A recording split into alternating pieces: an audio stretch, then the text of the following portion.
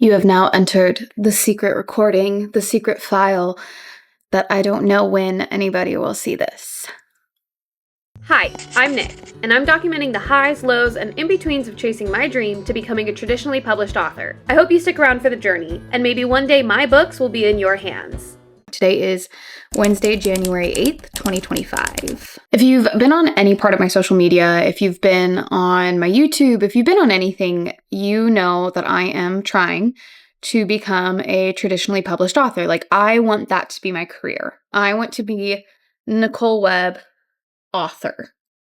Multiple books turned into movies, things like that. That is the goal. And I wrote a book. I wrote a book. I wrote a novel. I completed it earlier, less than a year ago. I completed it in June of 2024, end of June of 2024. And I began the journey of reaching out to agents in July of 2024. Not like super aggressively, but I've reached out to probably 50 agents.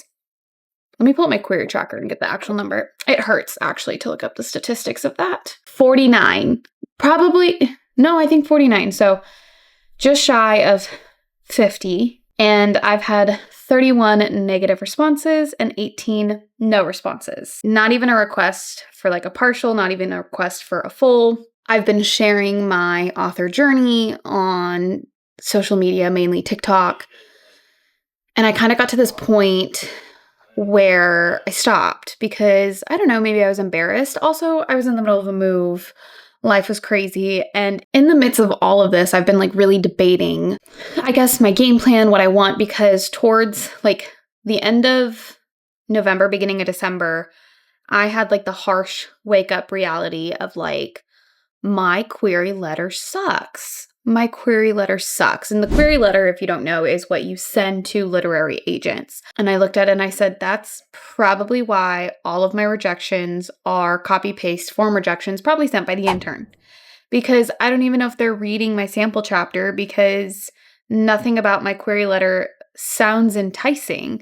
And it's this catch-22 that I'm in of you can't really re-query the same book. Like, I could re-query this project to agents that have said no if I drastically redo this to the point it's almost a different book. And I don't want to do that because the contents of this I'm so proud of and I feel really good about. And so I've been in this phase of like, is this my debut novel? And it's very common like that the first book you write is not the first book you publish. I do feel like this book will one day be published, but I've gone back and forth like a long time of like, is this my entrance into the world of being an author? And in a sense it is, because it got me to write a book. Like, this is my first book, and that got me the courage to reach out to agents and step into this insanity. But I'm at the point of like, I thankfully had like the confidence to like reach out to these like boss ass agents that like I would love to work with. But the issue is my query letter was ass, and I can't reach out to them and be like, okay, it's better now. And so I've been torn. I've been torn in this place of like, I have other projects in the works.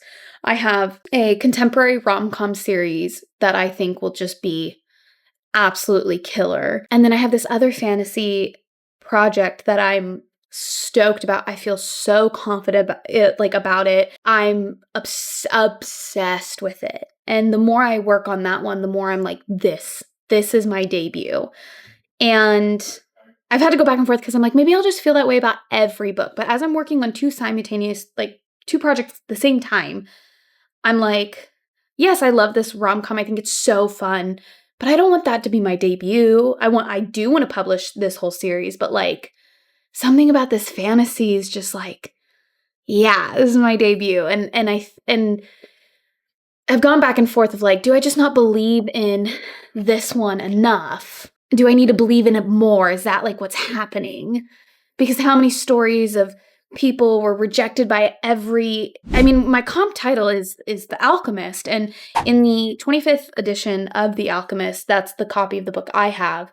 That one, he said he had a publisher. He got published. The publisher dropped him because he made no sales.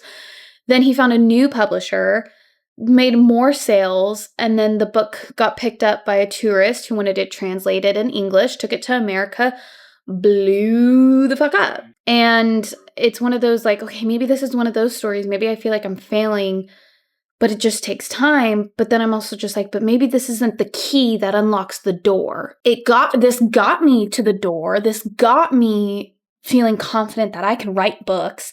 This got me feeling confident that I can reach out to agents. This taught me a lot. This taught me a lot about the process of trying to be traditionally published.